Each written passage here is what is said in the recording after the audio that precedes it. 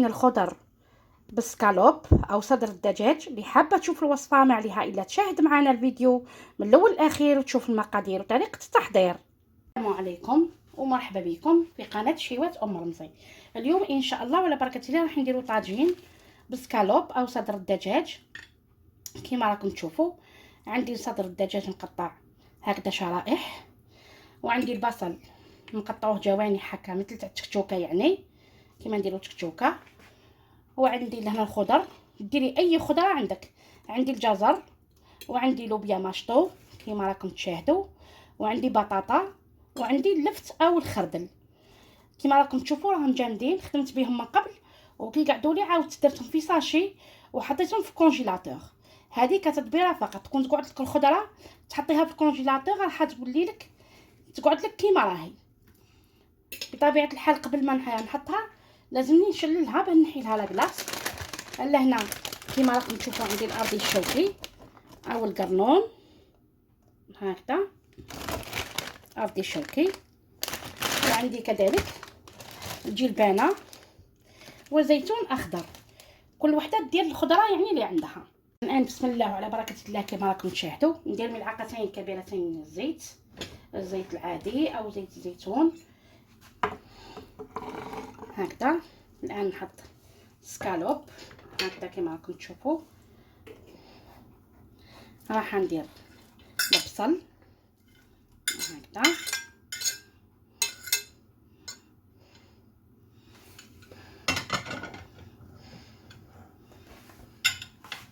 ندير شويه ثوم بودره هكذا كما راكم تشاهدوا، ونبدا ندير التوابل.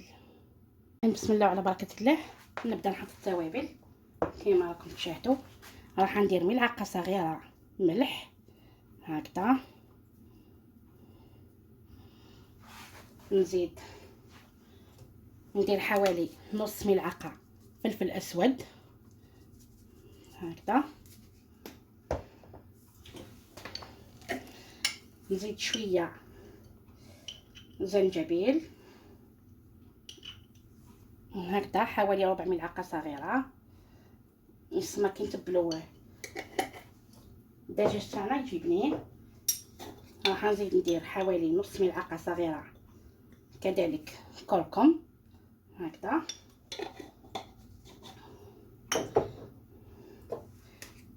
نزيد ندير شويه من بهارات الدجاج هكا كما قلت لكم. نزيد حوالي نص ملعقه من بهارات الدجاج، نزيد هكا شويه على راس الملعقه صغيره فلفل احمر حار يعني عكري حار، واللي تحب دير الحلو دير الحلو. نزيد ندير ملعقه صغيره تكون معمره مليح من الموطارد كما راكم تشاهدوا هكذا، ونخلط مليح ونخلي الكل يتقلى جيدا. راكم تشوفوا السكالوب راهو يدبل كما نقولوا، راهو يتبل قاعد يتبل مليح، والبصل راهو قاعد يدبال هكذا على نار متوسطه او نار هادئه. ما ديروش النار قويه باش ما يتحرقلكمش الطاجين تاعكم هكذا بشويه.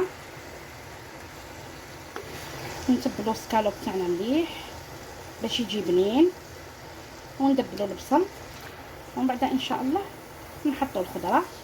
كي تلقاي الطاجين تاعك يبدا يلصق ديري شويه ما سخون حوالي نص كاس حتى تقلي مليح باش ما يتحرقش الطاجين تاعك. انا كما راكم تشوفوا راني ما حطيتش الماء لانه البصل يزيد يطلق الماء، ومع شويه زيت راهي مليحه. كيفاش راني مغطيه الطاجين ومخليه السكالوب تاعي يتقلى مليح والبصل يدبال باش يطيب لي السكالوب. شغل يعني نقليوه في الزيت هذاك والبصل ومن بعد نحيوه كيما راكم تشوفوا. بعد ما طاب لي السكالوب تاعي مليح راح نحيه، وكي نعود حنطفي الطاجين تاعي نعاود نردو على الوجه. هذه الطريقه تاع الناس يعني اللي مدايرين دايت، اللي مدايرين يعني حميه غذائيه ريجيم، ياكلوا من الخضره هذه بزاف راح تساعدهم. هكذا نحيه ونخليه كي نعود حنط فيه الطاجين تاعي، نعاود نردو على الوجه. هنا راكم تشوفوا الان البصل تاعي راهو تقلى مليح، وباه ما يلصقليش يعني ما يتحرقليش. رايحه ندير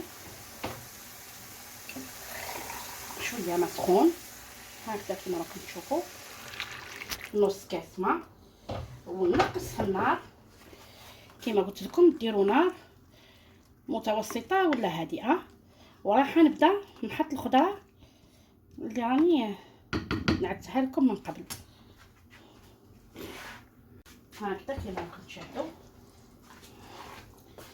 راح نحط الجزر هكذا ولفت، ونزيد نحط لوبيا مشطو،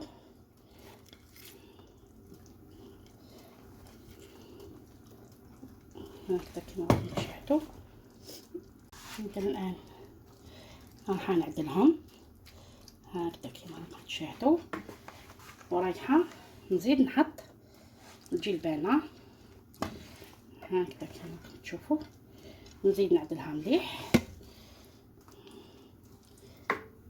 قلت لك اي خضره عندك تقدري ديريها، يعني في الطاجين ماشي شرط تخيري الخضره، يعني اي خضره عندك تقدري ديريها. لهنا راح ندوروا به البطاطا هكذا كما راكم تشاهدوا.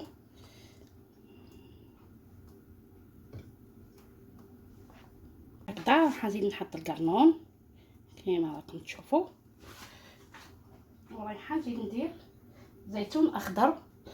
انا الطاجين تاعي ديما نفضل ندير فيه زيتون اخضر، يجي بزاف بنين، يجي بنين بزاف الطاجين. تكوني غسلتيه مليح بالماء سخون، ولا كان يابس من الاحسن تغليه، من الاحسن تغليوه مليح باش يطرى لكم هكذا. ونغطي عليه ونخليه يكمل يطيب مليح، ومن بعد ان شاء الله تشوفوه معنا. شوفوا هذه الطريقه نعدتها لكم من قبل، نزيد نعاودها لكم. الطاجين كي نغطيو عليه راح يولي يسيح لنا الماء، راح نخليوه شويه مشقوق. ديري ملعقه صغيره هكذا وتهزي الغطاء تاعو شويه هكذا وتخليه هكذا كما راكم تشاهدوا. نشوفوا الطاجين تاعنا اللي بالسكالوب راه واجد كما قلت لكم. من بعد نعاودو نحطوها على الوجه، شوفوا كيفاش راه واجد معنا، جا بزاف هايل وبنين. نتمنى ان شاء الله تجربوه وتخليو لنا رايكم في الكومونتير، وما تنساوش بارطاجيو مع احبابكم مع اصحابكم، وشكرا جزيلا.